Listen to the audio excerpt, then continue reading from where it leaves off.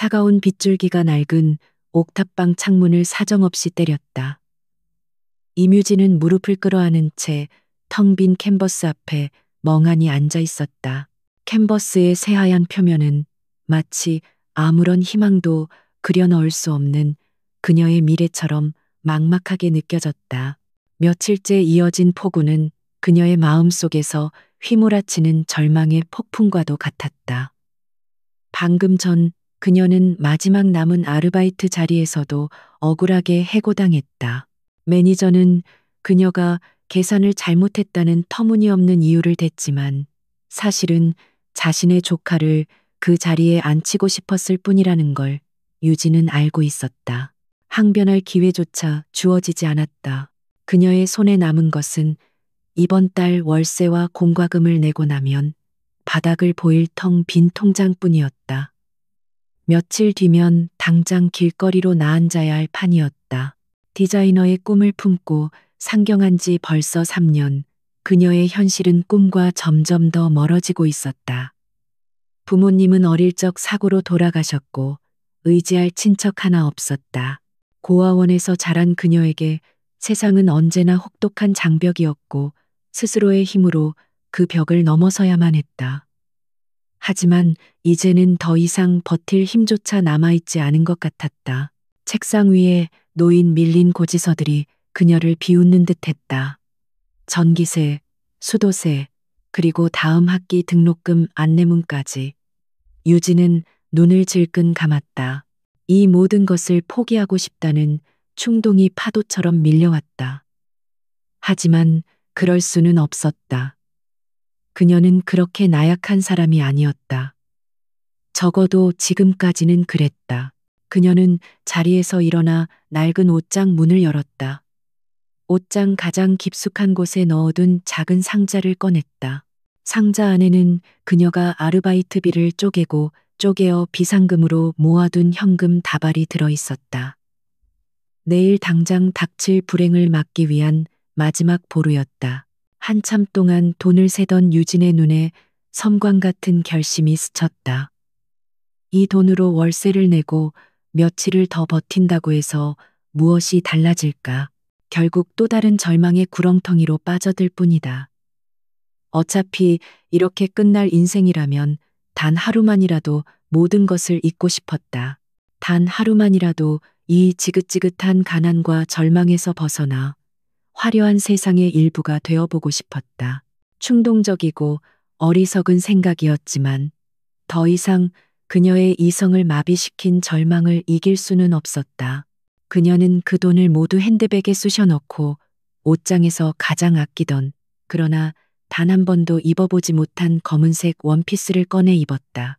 빗속을 뚫고 도착한 곳은 강남의 가장 화려한 스카이라운지 바였다. 거대한 통유리창 너머로 펼쳐진 도시의 야경은 마치 다른 세상의 이야기처럼 비현실적으로 아름다웠다.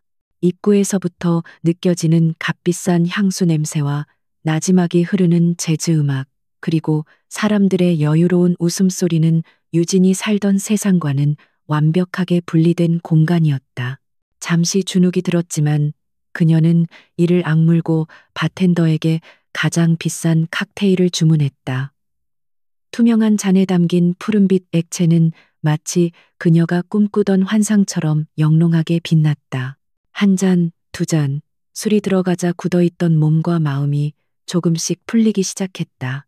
알코올 기운이 머릿속을 몽롱하게 만들면서 지긋지긋한 현실의 무게가 잠시나마 가벼워지는 듯했다.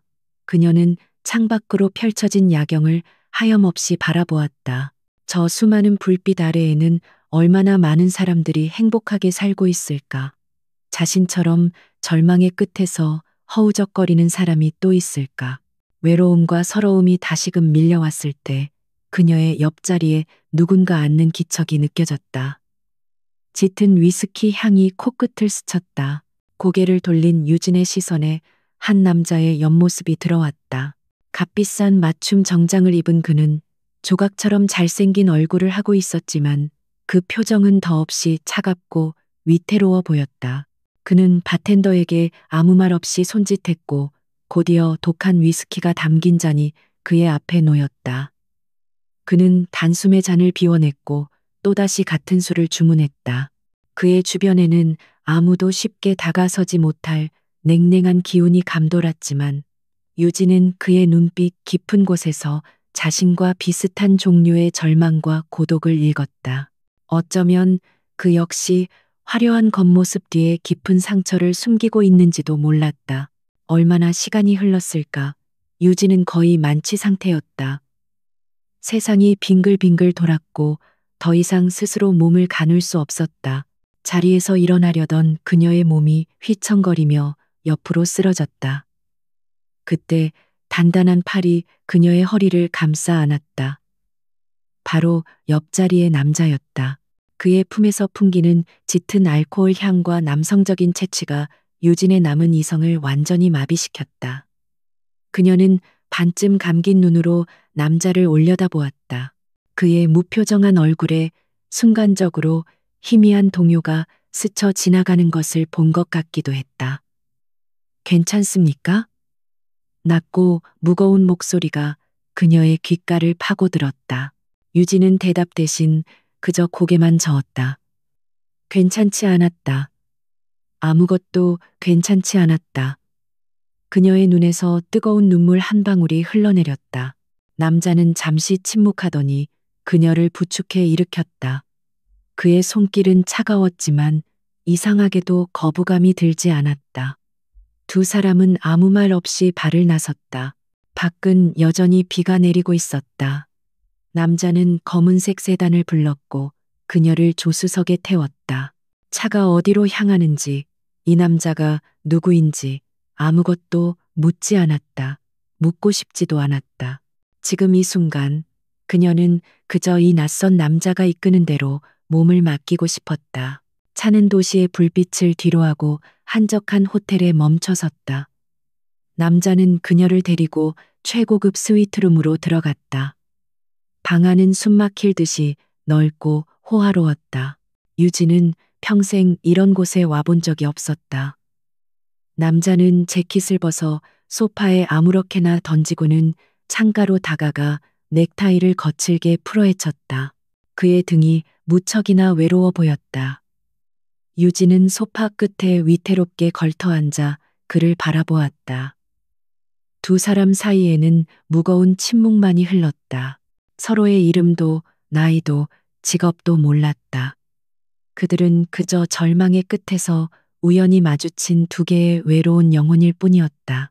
남자가 천천히 몸을 돌려 그녀에게 다가왔다. 그의 눈빛은 아까보다 훨씬 더 깊고 어두워져 있었다. 유진은 심장이 세차게 뛰는 것을 느꼈다. 두려움과 함께 기묘한 기대감이 온몸을 감쌌다. 남자는 그녀 앞에 멈춰서서 손을 내밀어 그녀의 뺨을 타고 흐른 눈물 자국을 부드럽게 닦아주었다. 그 예상치 못한 다정한 손길에 유진의 심장은 속절없이 무너져 내렸다. 그녀는 자기도 모르게 그의 손을 잡았다. 그것은 하룻밤의 실수이자 현실로부터의 도피였으며 서로의 상처를 잠시나마 핥아주는 위로와도 같았다. 그날 밤 두 사람은 마치 세상의 마지막 연인처럼 서로를 탐했다. 격렬했고 또한 절박했다. 서로의 몸을 섞는 행위를 통해 각자가 짊어진 삶의 무게와 고통을 잠시나마 잊으려 했다. 낯선 남자의 품에서 유진은 난생 처음 느껴보는 안정감과 해방감을 동시에 느꼈다. 이 밤이 지나면 다시 원래의 비참한 현실로 돌아가야 한다는 것을 알았지만 지금 이 순간만큼은 아무 생각도 하고 싶지 않았다. 그녀는 그저 이 낯선 온기에 기대어 깊은 잠에 빠져들었다. 다음 날 아침 유진은 눈부신 햇살에 눈을 떴다. 낯선 천장과 값비싼 실크 시트의 감촉이 그녀가 간밤에 겪은 일이 꿈이 아니었음을 말해주고 있었다. 하지만 그녀의 옆자리는 텅 비어 있었다. 남자는 온데간데 없이 사라지고 없었다. 방 안에는 그녀가 입고 온 검은색 원피스와 핸드백만이 덩그러니 놓여 있었다. 남자가 떠난 자리에는 희미한 체온조차 남아있지 않았다. 마치 처음부터 아무도 없었던 것처럼 유진은 허탈한 웃음을 터뜨렸다. 역시 하룻밤의 꿈이었을 뿐이다. 비싼 대가를 치른 하룻밤의 일탈. 그녀는 침대 협탁 위에 놓인 메모지를 발견했다.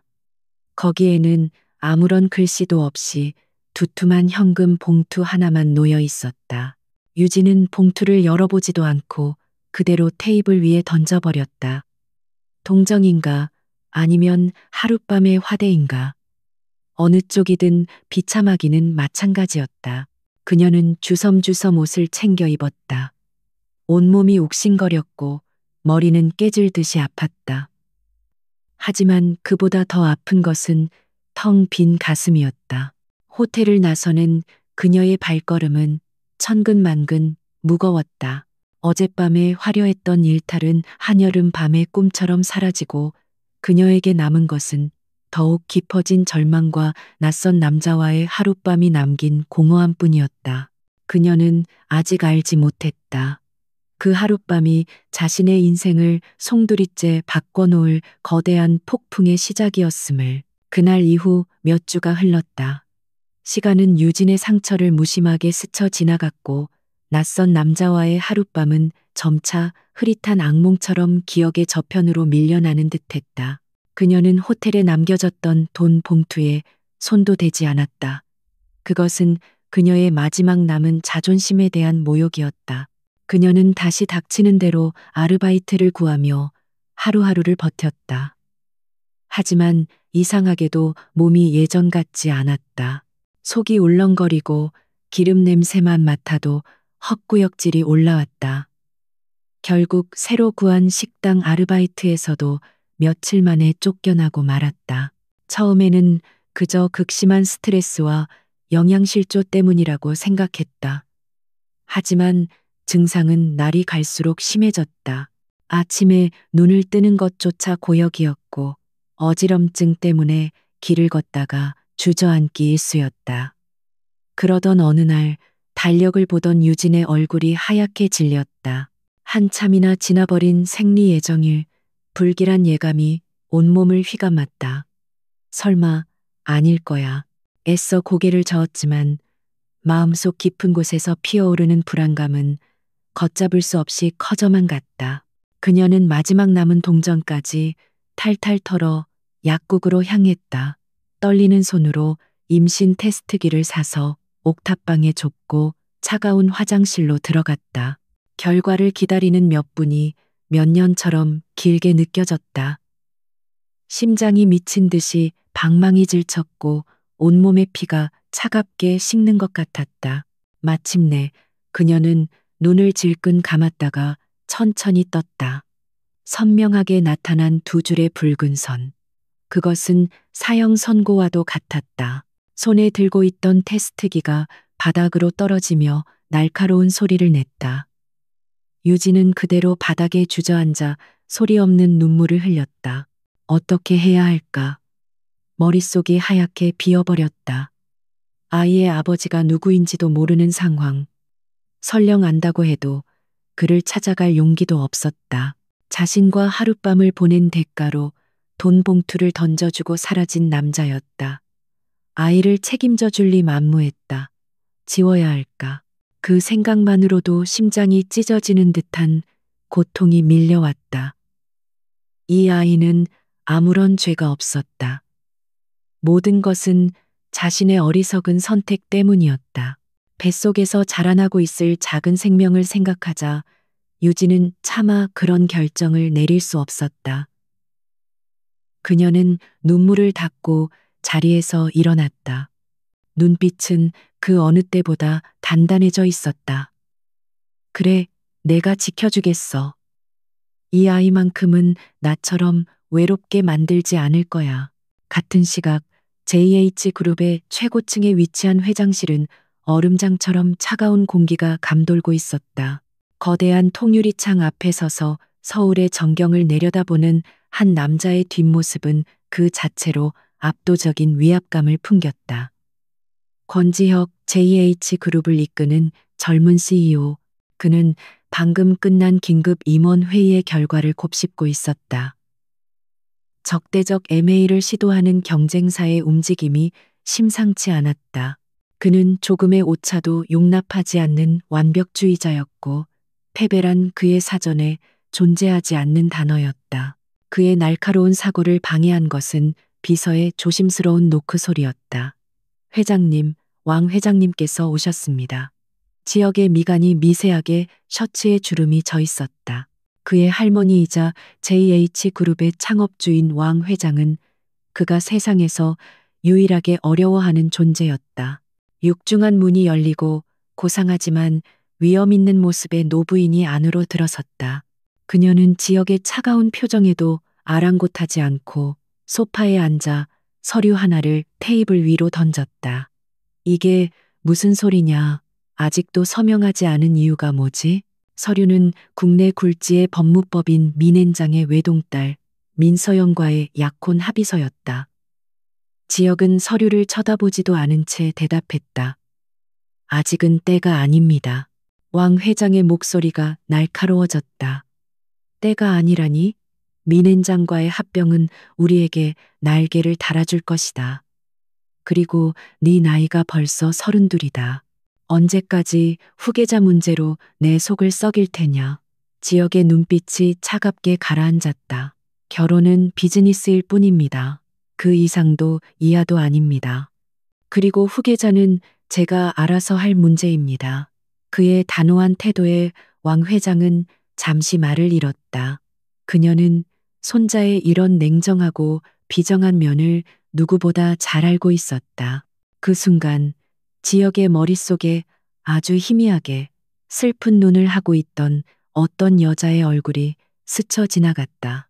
그 하룻밤의 일탈은 그의 건조한 삶에 던져진 작은 돌멩이였지만 그는 곧 그 미미한 파문조차 의식의 수면 아래로 갈아침으로써 지워버렸다. 한편 아이를 지키기로 결심한 유진은 더 이상 물러설 곳이 없었다. 언제 쓰러질지 모르는 몸으로 계속해서 불안정한 아르바이트를 전전할 수는 없었다. 아이를 위해서라도 안정적인 직장이 필요했다. 그녀는 밤을 새워가며 취업 사이트를 뒤졌다. 그러다 그녀의 눈에 띈 것은 JH그룹 디자인팀의 인턴 채용 공고였다. 대기업, 그것도 국내 최고의 기업 중 하나인 JH그룹은 그녀에게는 그저 하늘의 별과 같은 곳이었다.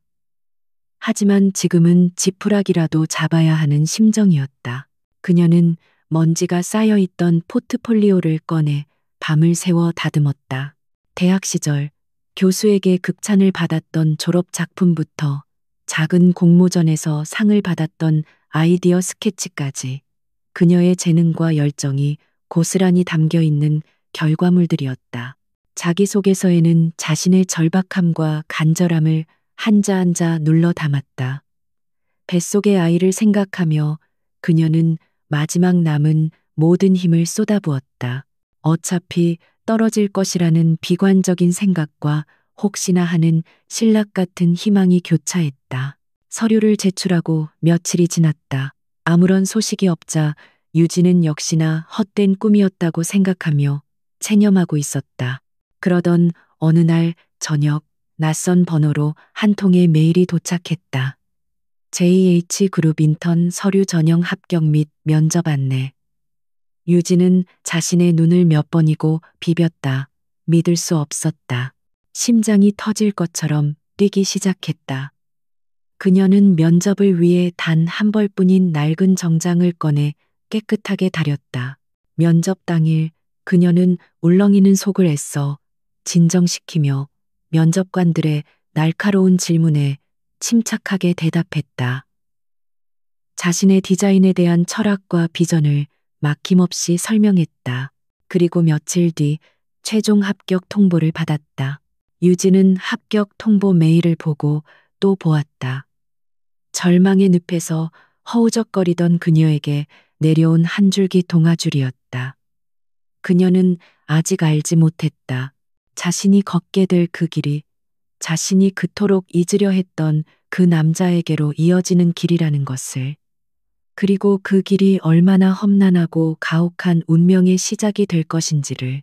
출근 첫날 유진은 거대하고 웅장한 JH그룹 본사 건물 앞에 섰다. 그녀는 떨리는 마음을 다잡고 뱃속의 아이를 느끼며 조용히 속삭였다. 아가야, 엄마가 꼭 지켜줄게. 그녀는 결연한 표정으로 건물 안으로 들어섰다.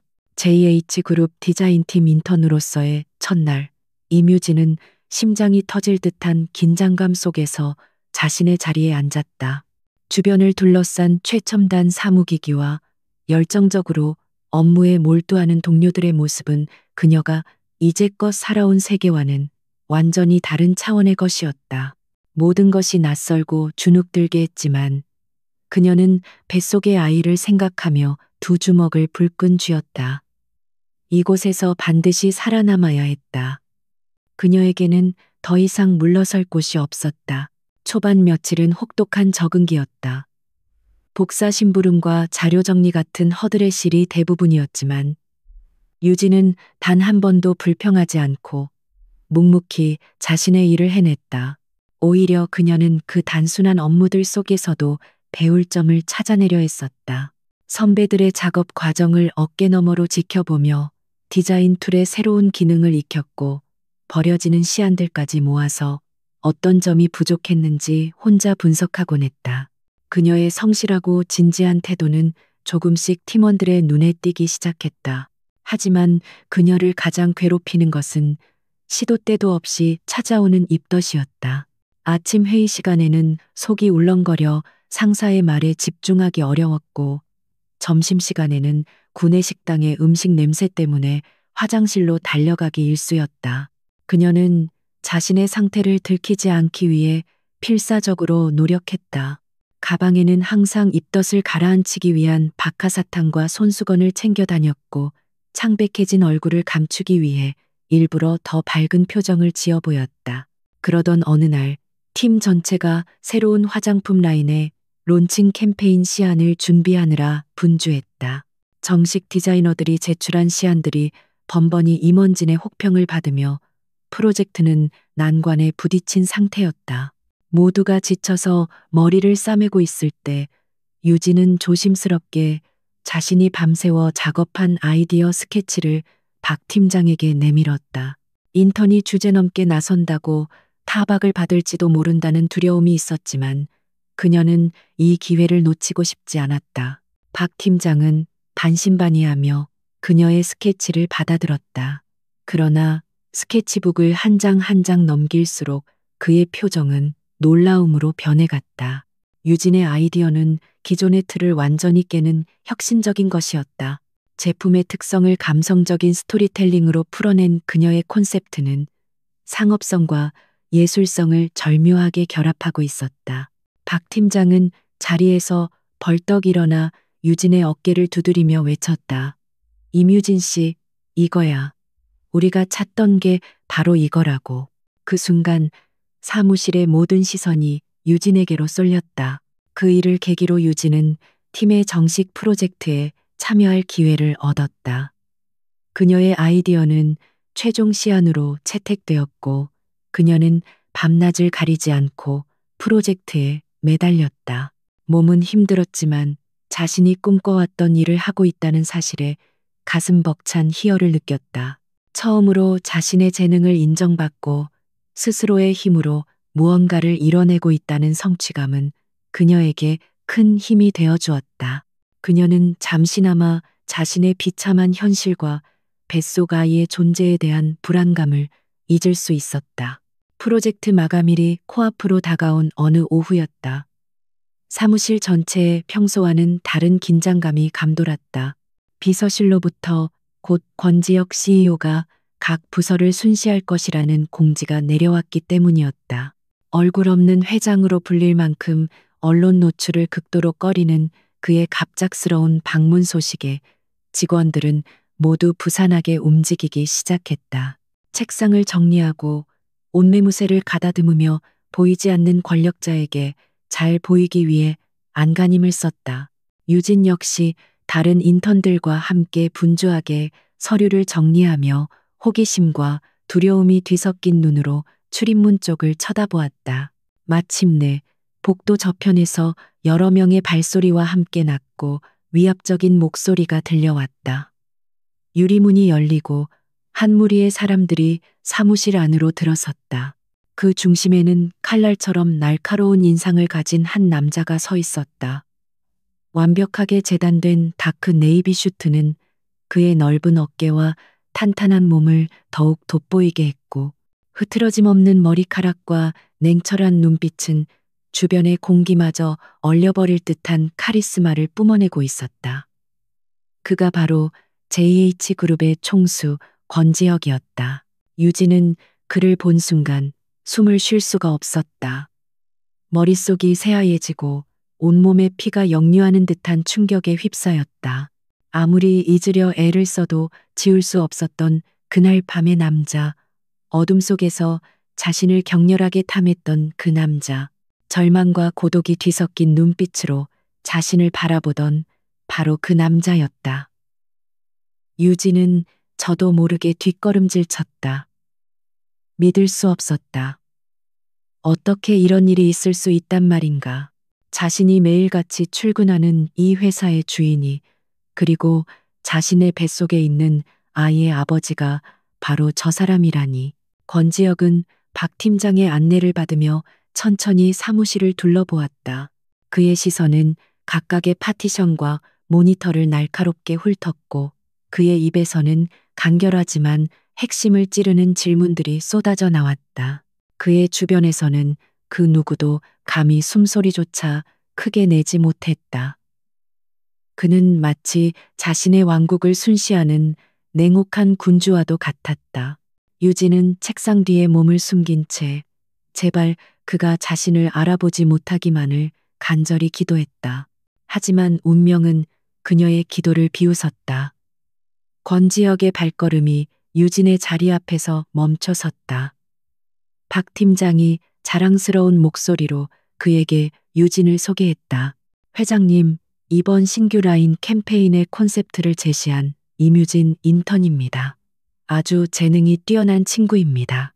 유진은 심장이 바닥으로 떨어지는 것을 느꼈다. 그녀는 고개를 들 수가 없었다. 모든 것이 끝장이라고 생각했다. 권지혁의 차가운 시선이 그녀에게로 향했다. 유진은 마지못해 천천히 고개를 들었다. 그리고 두 사람의 눈이 허공에서 마주쳤다. 유진의 눈동자는 공포와 혼란으로 세차게 흔들렸지만 권지혁의 눈에는 아무런 감정의 동요도 없었다. 그는 마치 처음 보는 가구나 길가에 돌멩이를 보는 듯한 무심하고 건조한 눈빛으로 유진을 스쳐 지나갈 뿐이었다. 그의 기억 속에는 그날 밤의 여자는 존재하지 않았다. 그저 수많은 직원들 중 하나, 이름조차 기억할 가치가 없는 어린 인턴일 뿐이었다. 그 순간 유진의 세계가 무너져 내렸다. 그가 자신을 기억하지 못한다는 사실이 오히려 더 큰 절망으로 다가왔다. 자신에게는 인생을 송두리째 뒤흔든 운명적인 밤이었지만 그에게는 그저 하룻밤의 유흥, 술기운에 저지른 사소한 실수에 불과했던 것이다. 극심한 심리적 충격과 함께 참아왔던 입덧이 한꺼번에 역류했다. 속이 뒤집히고 눈앞이 캄캄해졌다. 그녀는 비틀거리며 자리에서 일어났다. 여기서 쓰러질 수는 없었다. 하지만 그녀의 의지와는 상관없이 몸은 말을 듣지 않았다. 다리에 힘이 풀리면서 그녀의 몸이 그대로 앞으로 고꾸라졌다. 사무실 전체에 날카로운 비명과 함께 무언가 쓰러지는 둔탁한 소리가 울려 퍼졌다. 임유진이 쓰러진 순간 잘 짜인 기계처럼 돌아가던 디자인팀 사무실의 공기는 그대로 멈춰섰다. 정적을 깬 것은 박 팀장의 당황한 외침이었다. 직원들은 모두 자리에서 일어나 무슨 일인지 어리둥절한 표정으로 쓰러진 유진을 바라보았다. 그들의 시선 한가운데 권지혁은 여전히 아무런 표정 변화 없이 싸늘한 눈으로 바닥에 쓰러진 작은 인턴을 내려다보고 있었다. 그의 얼굴에는 동정이나 걱정 대신 예기치 못한 소란으로 자신의 귀한 시간이 낭비되고 있다는 짜증만이 희미하게 서려 있었다. 그때 그의 등 뒤에서 또각거리는 하이힐 소리와 함께 값비싼 명품 향수 냄새가 부드럽게 퍼져나갔다. 우아한 베이지색 투피스 정장을 입은 한 여인이 지혁의 곁으로 다가와 섰다. 흠잡을 데 없이 완벽한 미모와 지적인 분위기를 풍기는 그녀는 JH그룹의 협력사이자 국내 최대 로펌인 민앤장의 외동딸 민서연이었다. 그녀는 지역의 약혼녀로 내정된 모두가 인정하는 그의 여자였다. 그녀는 쓰러진 유진을 날카롭게 훑어보며 지역에게 나지막이 속삭였다. 지역 씨, 이게 무슨 소란이죠? 그녀의 목소리는 부드러웠지만 유진을 향한 눈빛에는 경멸과 의심이 날카롭게 서려 있었다. 그녀는 본능적으로 느낄 수 있었다. 초라한 행색의 저 인턴 사원에게서 풍겨나오는 불길한 기운을. 마치 잘 관리된 자신의 정원에 갑자기 피어난 이름 모를 잡초를 보는 듯한 불쾌감이었다. 그녀의 예리한 눈은 유진의 창백한 얼굴과 필사적으로 배를 감싸려는 듯한 미세한 손의 움직임을 놓치지 않았다.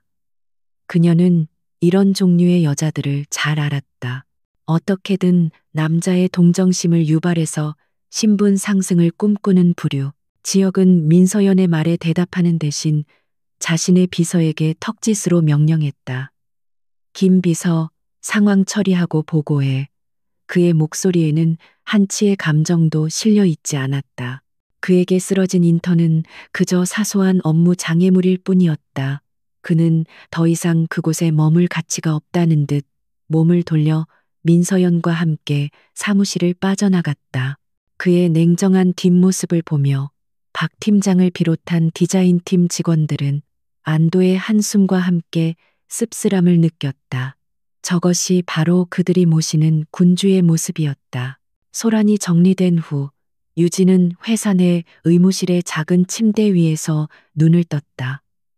머리가 지끈거렸고 속은 여전히 메스꺼웠다. 간호사는 그녀가 과로와 스트레스로 인한 일시적인 빈혈 증세를 보였다고 설명했다. 하지만 유진은 알고 있었다. 자신이 쓰러진 진짜 이유를. 권지혁, 그 남자를 본 충격 때문이었다.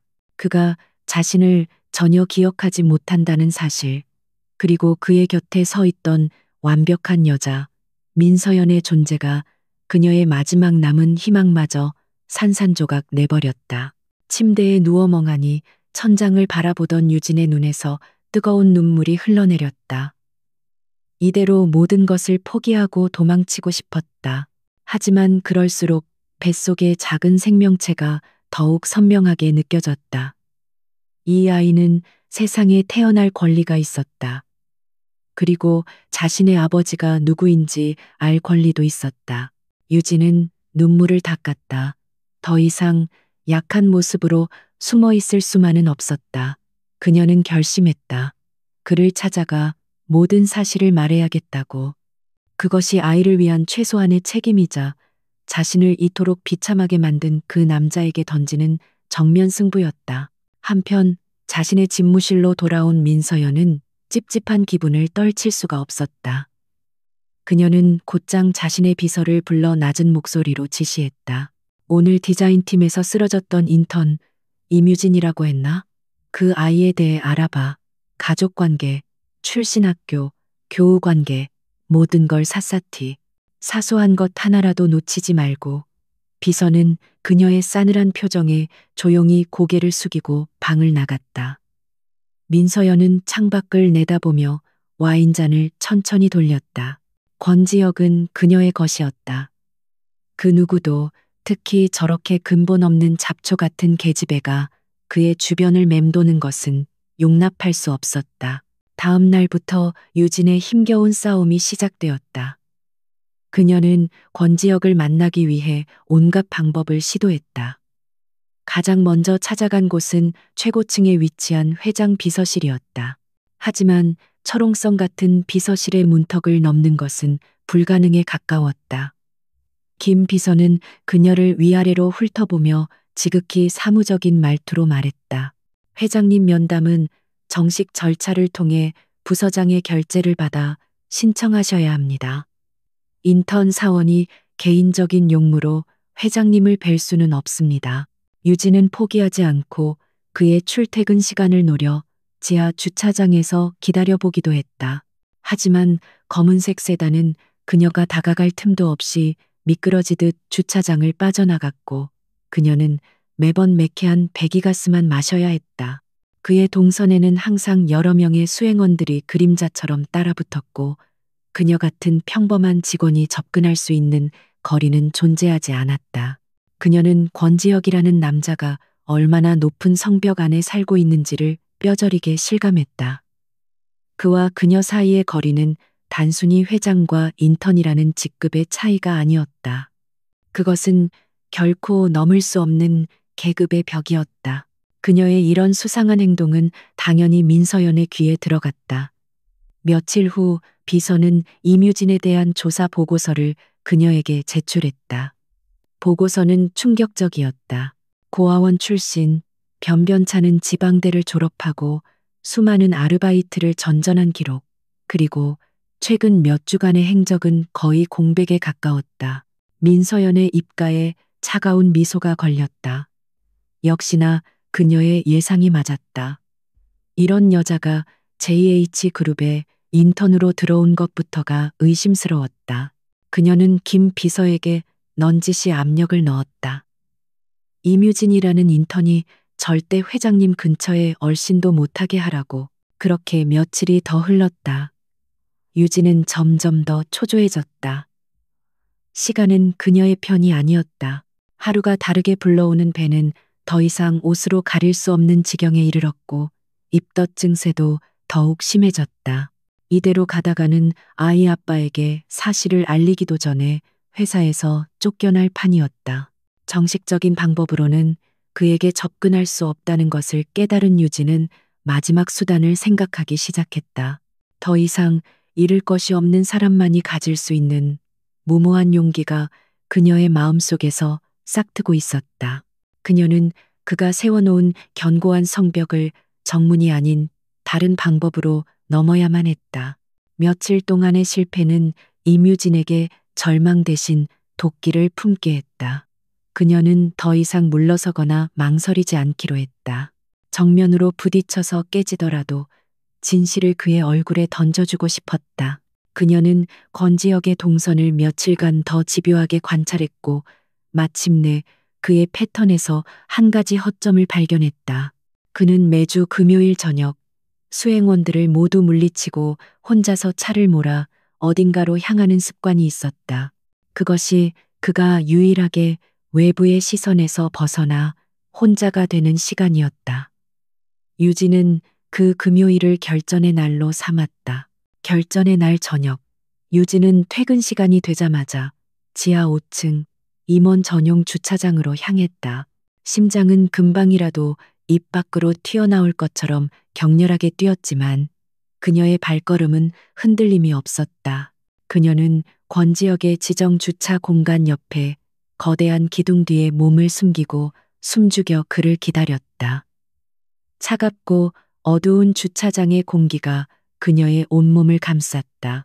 시간이 흐를수록 초조함과 두려움이 엄습했지만 그녀는 두 눈을 감고 뱃속의 아이를 생각하며 마음을 다잡았다. 얼마나 지났을까? 저편에서 엘리베이터 문이 열리는 소리와 함께 익숙한 구둣발 소리가 들려왔다. 권지혁이었다. 그는 평소보다 조금은 편안한 차림이었지만 그에게서 뿜어져 나오는 냉랭한 아우라는 여전했다. 그는 휴대폰으로 누군가와 짧게 통화를 하며 자신의 차로 다가왔다. 그래, 거의 다 왔다. 기다리고 있어. 그의 목소리는 낮고 무심했다. 유진은 그가 차문을 여는 순간을 노려 기둥 뒤에서 뛰쳐나갔다. 회장님, 그녀의 절박한 목소리가 텅 빈 주차장에 울려 퍼졌다. 권지혁은 갑자기 나타난 유진을 보고 미간을 찌푸렸다. 그의 눈에는 놀라움보다 귀찮음과 경계심이 가득했다. 네가 왜 여기에 있지? 여긴 직원 출입 금지 구역이다. 그의 목소리는 얼음장처럼 차가웠다. 유진은 그의 서늘한 시선에 잠시 주눅이 들었지만 이내 입술을 깨물고 용기를 냈다. 그녀는 더 이상 숨거나 피하지 않고 조금씩 불러온 자신의 배를 두 손으로 감싸 안으며 그의 앞으로 똑바로 다가섰다. 그리고 떨리는 목소리로 하지만 분명한 어조로 말했다. 드릴 말씀이 있습니다. 아주 중요한 이야기입니다. 권지혁은 그녀의 당돌한 태도에 실소를 터뜨렸다. 중요한 이야기? 인턴 사원이 할 중요한 이야기가 뭔지 궁금하군. 30초 주지. 그 안에 내 흥미를 끌지 못하면 넌 내 일부로 해고야. 그의 말은 단순한 협박이 아니었다. 그는 실제로 그렇게 하고도 남을 사람이었다. 유진은 숨을 깊게 들이마셨다. 이제 돌이킬 수 없었다.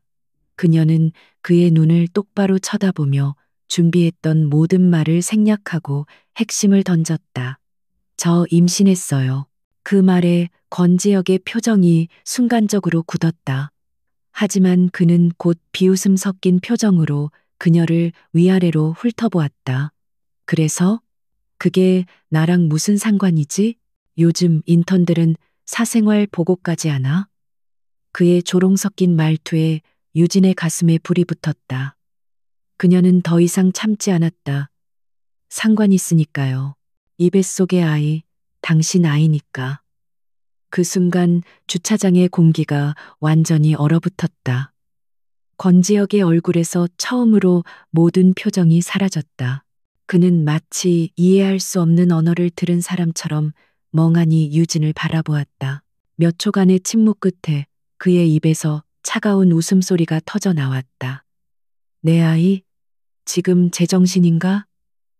너 같은 여자가 어디서 감히? 그는 말을 잇지 못했지만 그의 눈빛은 너 같은 싸구려 여자가 감히 내 아이를 가졌다고 거짓말을 해 라고 말하고 있었다. 유진은 그의 반응을 예상했다는 듯 담담하게 말을 이었다. 2달 전 강남의 스카이라운지 바 오펠리아. 그날 밤 저와 함께 계셨던 거 정말 기억 안 나세요? 오펠리아라는 단어가 나오자 권지혁의 눈동자가 미세하게 흔들렸다. 그날은 그가 가장 신뢰했던 부하에게 배신당하고 할머니의 결혼 압박에 시달리다 모든 것을 잊고 싶어 미친 듯이 술을 마셨던 날이었다. 필름이 끊기기 직전 슬픈 눈으로 울고 있던 한 여자의 잔상이 희미하게 떠올랐다. 하지만 그는 곧 고개를 저었다. 그저 술김에 벌어진 하룻밤 실수일 뿐 그 이상도 이하도 아니었다. 기억나지 않아. 설령 그랬다 해도 그게 내 뱃속의 아이가 내 아이라는 증거는 되지 않아. 유진은 그의 반응에 더 이상 상처받지 않았다. 그녀는 차분하게 말했다. 증거가 필요하시면 만들어드리죠. 유전자 검사 받으세요. 저도 그게 가장 확실한 방법이라고 생각하니까요. 그녀의 당당한 태도에 권지혁은 오히려 혼란스러워졌다. 보통 이런 상황의 여자들이라면 돈을 요구하며 울고불고 매달리기 마련이었다. 하지만 눈앞의 이 여자는 너무나도 침착하고 논리적이었다. 그의 머릿속이 복잡하게 돌아가기 시작했다. 만약, 아주 만약에라도 그녀의 말이 사실이라면 그는 김 비서에게 전화를 걸어 당장 병원을 수소문하라고 지시했다. 그리고 유진에게 차갑게 말했다. 좋아, 검사하지. 결과가 나올 때까지 넌 회사에 아무 말도 하지 말고 조용히 있어. 만약 내 말이 거짓으로 밝혀지면 넌 내 인생에서 가장 비참한 방식으로 사라지게 될 거다. 유진은 그의 협박에 아무런 대꾸도 하지 않고 그저 고개를 끄덕였다. 그날 밤 두 사람은 병원에서 아무 말 없이 유전자 검사를 위한 혈액 샘플을 채취했다. 소문은 빛의 속도보다 빨랐다. 권지혁이 인턴 사원과 함께 산부인과에 나타났다는 목격담이 익명의 제보를 통해 왕 회장의 귀에까지 들어갔다. 격노한 왕 회장은 다음 날 아침 당장 이뮤진을 자신의 저택으로 호출했다. 거대하고 고풍스러운 저택의 응접실. 유진은 값비싼 가죽 소파 끝에 앉아 숨막히는 침묵을 견뎌내고 있었다. 잠시 후 왕 회장이 날카로운 눈빛으로 그녀를 쏘아보며 나타났다. 그녀는 아무런 인사도 없이 테이블 위로 얇은 서류 봉투 하나를 던졌다. 열어보거라. 유진이 떨리는 손으로 봉투를 열자 안에서 나온 것은 액수가 적히지 않은 백지 수표였다. 왕 회장의 목소리가 얼음처럼 차갑게 울렸다. 원하는 액수를 적어라. 네, 평생을 흥청망청 써도 다 못 쓸 만큼의 돈을 주마. 단, 조건이 있다. 당장 그 뱃속의 아이를 지우고 내 손자 눈앞에서 영원히 사라져라. 유진은 수표를 든 채 온몸이 굳어버렸다. 돈으로 자신의 아이를 없애고 자신의 존재를 지워버리라는 말. 그것은 그녀의 인격에 대한 가장 잔인한 모독이었다. 순간 유진의 눈에 눈물 대신 뜨거운 분노가 차올랐다. 그녀는 자리에서 일어나 들고 있던 백지 수표를 망설임 없이 갈갈이 찢어버렸다. 찢어진 종이 조각들이 카펫 위로 눈처럼 흩날렸다. 왕 회장의 얼굴이 경악으로 물들었다. 유진은 조금도 흔들리지 않는 목소리로 말했다. 제 아이는 돈으로 거래할 수 있는 물건이 아닙니다. 그리고 제 인생도 회장님께서 마음대로 지울 수 있는 것이 아니고요. 이 천박한 것이. 왕 회장이 자리에서 벌떡 일어나는 순간 응접실 문이 열리고 권지혁이 안으로 들어섰다. 그는 모든 상황을 문 밖에서 지켜보고 있었다. 그의 시선은 바닥에 흩어진 찢어진 수표 조각과 두려움 없이 자신의 할머니와 맞서고 있는 작은 여자의 당당한 뒷모습에 고정되어 있었다. 그의 마음 속에서 무언가 단단했던 것이 금이 가기 시작했다. 돈 앞에서 비굴해지는 수많은 인간들을 봐왔던 그에게 돈을 거부하고 자신의 아이를 지키려는 유진의 모습은 지독하게 낯설고 강렬한 충격이었다. 바로 그때 그의 휴대폰이 짧게 진동했다. 유전자 검사 결과가 도착했다는 문자였다. 권지혁은 휴대폰 화면에 떠오른 친자관계 확률 99.99%라는 문구를 말없이 내려다보았다. 그의 포커페이스에 처음으로 균열이 가는 순간이었다. 머릿속에서는 거대한 폭풍이 휘몰아쳤지만 그는 애써 침착함을 유지하며 할머니와 이뮤진을 번갈아 쳐다보았다. 바닥에 흩어진 찢어진 수표 조각들, 분노로 얼굴이 붉어진 할머니, 그리고 그 앞에서 조금도 물러서지 않고 서 있는 작지만 강인한 여자. 이 모든 상황이 비현실적으로 느껴졌다. 그의 아이를 가진 여자가 그의 할머니가 내민 거액의 수표를 눈앞에서 찢어버렸다. 그는 평생 돈의 힘을 믿고 살아왔다. 돈으로 해결되지 않는 일은 없다고 생각했다. 하지만 이뮤진이라는 여자는 그의 신념을 송두리째 흔들어 놓았다. 그녀의 눈빛에는 돈으로 살 수 없는 절박함에서 비롯된 순수한 모성애와 꺾이지 않는 자존심이 담겨 있었다. 그 순간 권지혁은 단순한 생물학적 책임을 넘어선 기묘한 감정에 휩싸였다. 그것은 그녀의 강인함에 대한 경외감이자 그녀가 지키려는 아이에 대한 미묘한 소유욕이었다. 또한 그의 머릿속에서는 냉철한 계산이 빠르게 이루어지고 있었다. 왕 회장은 그가 반드시 후계자를 낳아야만 그룹의 모든 의결권을 승계할 수 있다는 조항을 유언장에 명시해 놓았다. 민서연과의 정략 결혼을 받아들이려 했던 이유도 그 때문이었다. 하지만 이제 상황이 달라졌다. 그의 핏줄을 이은 아이가 이미 세상에 나올 준비를 하고 있었다. 이뮤진은 그에게 닥친 위기이자 동시에 누구도 예상치 못한 기회였다. 그는 왕 회장에게 다가가 그녀의 어깨를 부드럽게 감싸며 말했다. 할머니, 그만 진정하세요. 이 문제는 제가 알아서 처리하겠습니다. 그리고는 유진을 향해 턱짓을 하며 말했다. 나 좀 따라와. 그는 유진을 데리고 저택의 서재로 들어갔다. 굳게 문을 닫은 그는 잠시 창밖을 바라보며 생각을 정리하는 듯했다. 무거운 침묵이 두 사람을 짓눌렀다. 먼저 침묵을 깬 것은 지혁이었다. 그는 몸을 돌려 유진을 똑바로 마주보며 감정을 모두 지운 목소리로 말했다. 검사 결과가 나왔어. 네 말이 맞아. 그 아이, 내 아이야. 그의 담담한 인정에 유진은 오히려 할 말을 잃었다. 그녀는 그가 어떤 반응을 보일지 수없이 상상했지만 이렇게 순순히 인정하리라고는 생각지 못했다. 지혁은 책상에 기대 앉아 말을 이었다. 너에게 한 가지 제안을 하지. 나하고 결혼하자. 유진은 자신의 귀를 의심했다. 결혼이라니 하룻밤 상대를 기억조차 못하고 자신의 존재를 모욕했던 남자가 이제 와서 결혼을 말하고 있었다. 그녀의 얼굴에 불신과 경멸이 스쳐 지나갔다.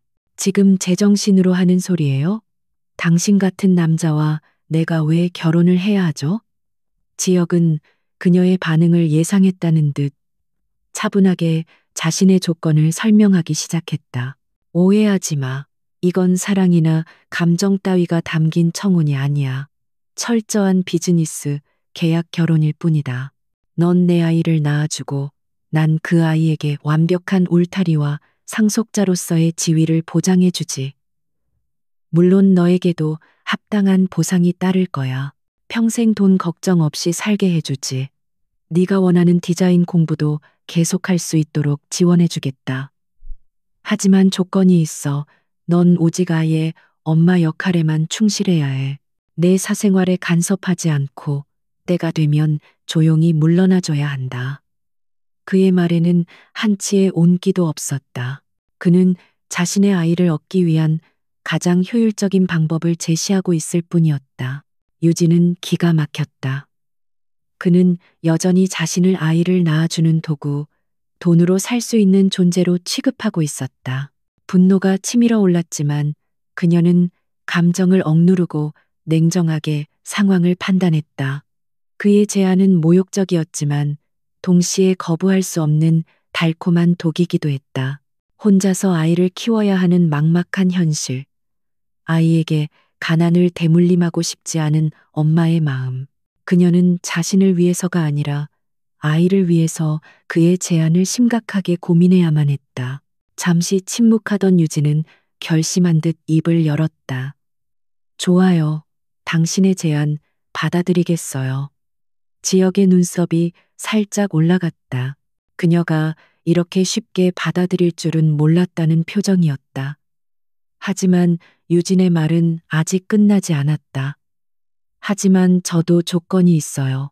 당신이 내건 조건보다 훨씬 더 중요한 조건들이죠. 그녀는 조금도 위축되지 않은 눈빛으로 그를 마주보며 자신의 요구사항을 하나씩 이야기하기 시작했다. 첫째, 아이에 대한 모든 친권과 양육권은 공동으로 가지며 이혼 시 아이의 의사를 최우선으로 존중한다. 둘째, 아이가 성인이 되기 전까지는 어떠한 경우에도 아이 앞에서 부부 관계가 계약이라는 사실을 내비치지 않는다. 셋째, JH그룹의 후계자라는 이유로 아이에게 원치 않는 삶을 강요하지 않는다. 그리고 마지막으로 나를 당신의 아내로서 그리고 이 아이의 엄마로서 공식적으로 존중하고 대외적으로 인정할 것. 이 조건들을 모두 계약서에 명시하고 공증까지 받아야겠어요. 그녀의 목소리는 단호했다. 그녀는 더 이상 과거에 무력한 이뮤진이 아니었다. 그녀는 자신의 아이를 지키기 위해 싸우는 엄마였다. 지혁은 그녀의 당돌한 요구에 잠시 할 말을 잃었다. 그녀는 돈이나 물질적인 보상이 아닌 오직 아이의 권리와 자신의 인격적 존중을 요구하고 있었다. 그는 자신도 모르게 입가에 희미한 미소를 띄었다. 재미있는 여자라고 생각했다. 그는 고개를 끄덕였다. 좋아, 내 조건들 모두 수용하지. 변호사를 통해 즉시 계약서를 작성하도록 지시하겠다. 그렇게 두 사람의 위험한 계약 결혼은 성립되었다. 한편 이 모든 사실을 전해 들은 민서연은 충격과 분노로 온몸을 떨었다. 감히 어디서 굴러먹던 근본도 없는 계집애가 자신의 자리를 빼앗아 그녀는 권지혁의 아내이자 JH그룹의 안주인이 될 사람은 오직 자신뿐이라고 믿어 의심치 않았다. 그녀의 완벽한 인생 계획에 이뮤진이라는 오점이 생긴 것을 도저히 용납할 수 없었다. 그녀의 아름다운 얼굴이 증오로 일그러졌다. 이뮤진, 내가 반드시 내년을 내 손으로 끌어내리고 말겠어. 가장 비참하고 처절한 방식으로 그녀는 곧바로 행동에 들어갔다. 그녀는 자신이 가진 언론계의 인맥을 총동원하여 이뮤진에 대한 악의적인 소문을 퍼뜨리기 시작했다. JH그룹 권지혁 회장, 신원불명의 여자와 속도 위반 결혼, 고아원 출신 인터넷, 신데렐라, 스토리, 그 뒤에 숨겨진 추악한 진실 같은 자극적인 제목의 기사들이 인터넷을 도배하기 시작했다. 기사 내용은 이뮤진이 돈을 노리고 의도적으로 권지혁에게 접근한 파렴치한 여자라는 식으로 교묘하게 왜곡되어 있었다. 하지만 그것은 시작에 불과했다.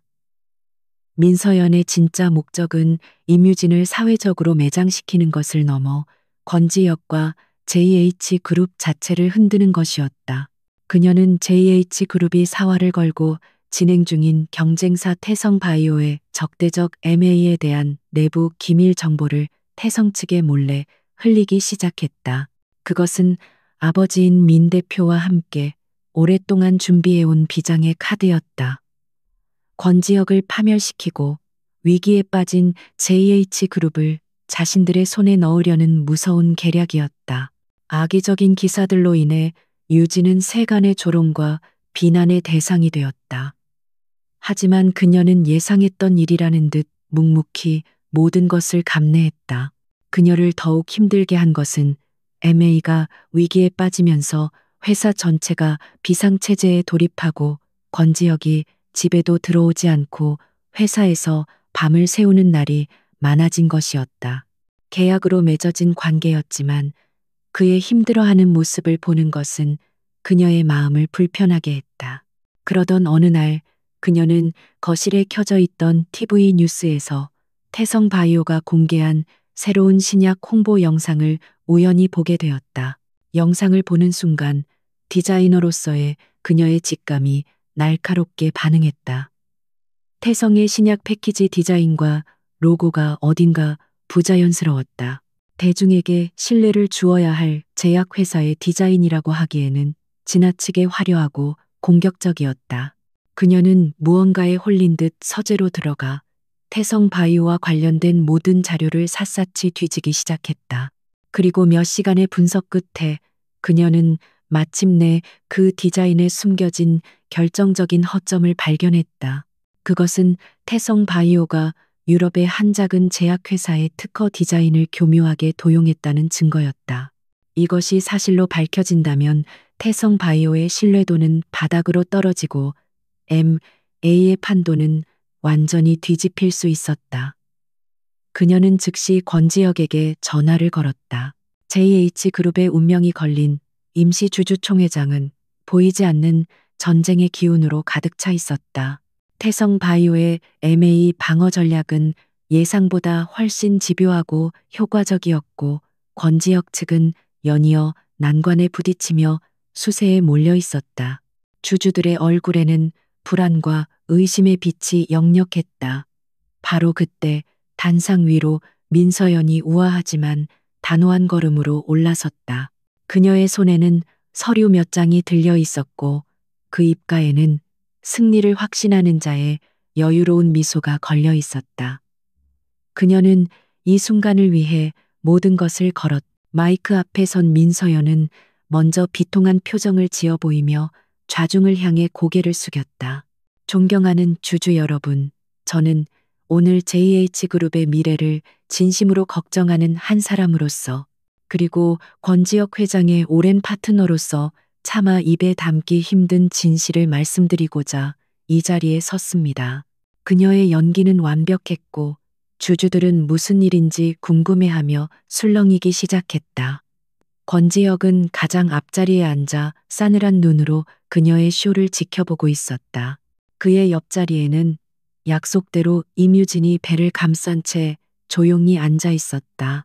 민서연은 준비한 서류를 높이 쳐들며 목소리를 높였다. 권지혁 회장은 그룹의 명운이 걸린 이 중차대한 시기에 자신의 사생활 문제로 그룹 전체의 명예를 실추시키고 경영 판단력을 흐리게 만들었습니다.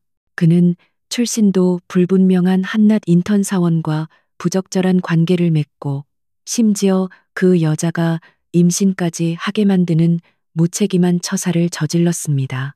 그녀의 폭탄 선언의 장내는 물을 끼얹은 듯 조용해졌다가 이내 벌집을 쑤신 듯 웅성거리기 시작했다. 모든 시선이 권지혁과 그 옆에 앉은 임유진에게로 날카롭게 꽂혔다. 민서연은 승기를 잡았다는 듯 유진을 손가락으로 가리키며 경멸적인 어조로 말을 이었다. 바로 저 여자 임유진입니다. 고아원 출신에 돈을 노리고 의도적으로 회장에게 접근한 저 여자가 과연 JH그룹의 안주인이 될 자격이 있다고 생각하십니까? 저런 여자에게 휘둘리는 남자가 과연 JH그룹을 이끌 자격이 있는 CEO라고 할 수 있겠습니까? 그녀의 선동은 효과적이었다. 주주들은 권지혁의 리더십에 대해 심각한 의문을 제기하기 시작했고 MA 반대파의 목소리가 점차 커지고 있었다. 권지혁이 막 자리에서 일어나 반박하려는 순간 그의 손을 유진이 부드럽게 잡았다. 그녀는 그에게 희미한 미소를 지어 보이고는 천천히 자리에서 일어났다. 수많은 사람들의 비난과 조롱, 호기심이 뒤섞인 시선이 그녀에게 집중되었지만 그녀는 조금도 위축되지 않았다. 그녀는 모두가 예상치 못한 행동을 했다. 천천히 단상 위로 걸어 올라가 민서연의 옆에 선 것이다. 작은 체구의 임산부와 화려하게 차려입은 재벌가의 딸. 두 여자의 모습은 극명한 대조를 이루었다. 마이크를 넘겨받은 유진은 잠시 눈을 감고 숨을 골랐다. 그리고 이내 차분하지만 장내의 모든 소음을 압도할 만큼 힘있는 목소리로 입을 열었다. 안녕하십니까, 임유진입니다. 민서연 이사님께서 말씀하신 대로 저는 고아원 출신이 맞습니다. 그리고 지금 권지혁 회장님의 아이를 임신한 것도 사실입니다. 그녀의 솔직한 인정의 장내는 다시 한번 술렁였다. 그녀는 말을 이었다. 하지만 저는 제 과거를 부끄러워하지 않습니다. 그 시간들은 저를 더욱 단단하고 강한 사람으로 만들어 주었으니까요. 그리고 제 뱃속의 아이는 스캔들의 증거가 아니라 JH그룹의 미래를 이끌어갈 소중한 후계자입니다. 그녀의 당당한 태도에 분위기가 미묘하게 바뀌기 시작했다. 유진은 준비해온 USB를 스크린에 연결했다. 하지만 오늘 제가 이 자리에 선 이유는 제 개인적인 이야기를 하기 위함이 아닙니다. 저는 디자이너로서 현재 우리 그룹이 직면한 위기의 본질에 대해 말씀드리고자 합니다. 스크린의 태성 바이오의 신약 패키지 디자인과 유럽의 작은 제약회사 노바티스의 제품 디자인이 나란히 나타났다. 유진은 두 디자인의 유사점을 조목조목 짚어가며 태성 측이 명백한 특허 디자인 도용을 했다는 사실을 논리적으로 증명해 보였다. 태성 바이오의 신약은 이 도용된 디자인 없이는 시장에 출시될 수조차 없습니다. 이것이 사실로 밝혀진다면 그들의 주가는 폭락하고 MA는 명분을 잃게 될 것입니다. 이것이 제가 JH그룹의 인턴으로서 그리고 미래의 디자이너로서 회사에 기여할 수 있는 저의 능력입니다. 그녀의 발표는 완벽했다. 주주들은 충격에 휩싸였다. 아무도 예상치 못한 완벽한 반격이었다. 유진은 거기서 멈추지 않고 마지막 결정타를 날렸다. 그녀는 민서연을 똑바로 쳐다보며 마지막 질문을 던졌다. 그런데 한 가지 이상한 점이 있습니다. 태성 바이오가 어떻게 우리 JH그룹의 내부 입찰 정보와 전략을 이토록 정확하게 알고 있었을까요? 마치 내부에서 누군가 정보를 꾸준히 흘려주지 않고서는 불가능한 일입니다. 그녀는 스크린에 마지막 자료를 띄웠다. 그것은 JH그룹의 내부 정보가 민엔장 로펌의 서버를 통해 태성 바이오 측으로 흘러들어간 명백한 증거, 데이터 로그 기록이었다. 장내는 이제 경악을 넘어선 충격으로 완전히 마비되었다. 민서연의 얼굴은 새하얗게 질렸다.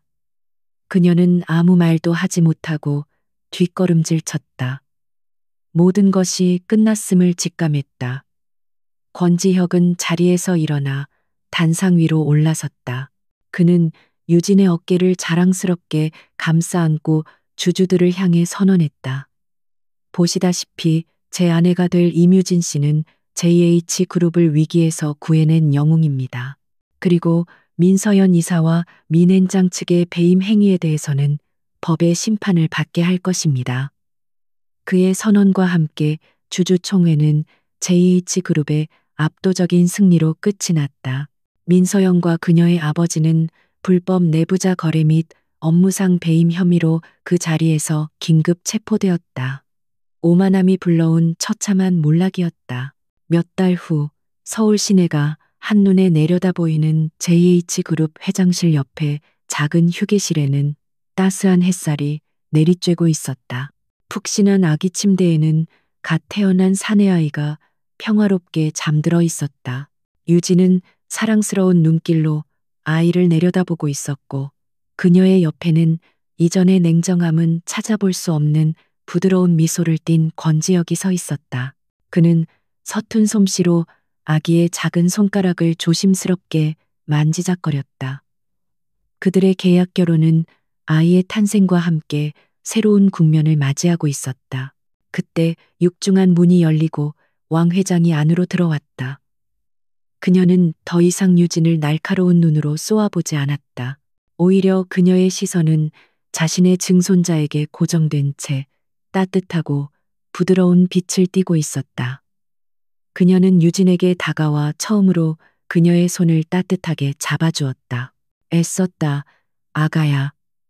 우리 그룹을 구하고 이렇게 훌륭한 후계자를 낳아주었으니 네가 바로 우리 집안의 진짜 보물이다. 진심이 담긴 그녀의 말에 유진의 눈에는 조용히 눈물이 고였다. 권지혁은 그 모습을 흐뭇하게 바라보았다. 그는 이제야 깨닫고 있었다. 자신의 얼어붙었던 삶에 예상치 못하게 들어온 이 여자와 아이가 자신에게 얼마나 큰 행복과 변화를 가져다 주었는지를. 그는 더 이상 외로운 군주가 아니었다. 한 여자의 남편이자 한 아이의 아버지가 되었다. 그는 유진에게 다가가 그녀의 어깨를 부드럽게 감싸 안았다. 유진 씨, 디자인 전략기획실 실장 자리가 비어 있어. 당신의 재능을 더 이상 인턴 자리에 썩힐 수는 없지. 그것은 단순한 업무 지시가 아닌 그녀를 자신의 인생과 회사의 진정한 파트너로 인정한다는 고백이었다. 유진은 그를 보며 환하게 웃었다. 낯선 남자와의 하룻밤으로 시작된 폭풍 같던 인연은 이제 서로의 상처를 보듬고 새로운 미래를 함께 열어가는 따뜻한 시작이 되고 있었다.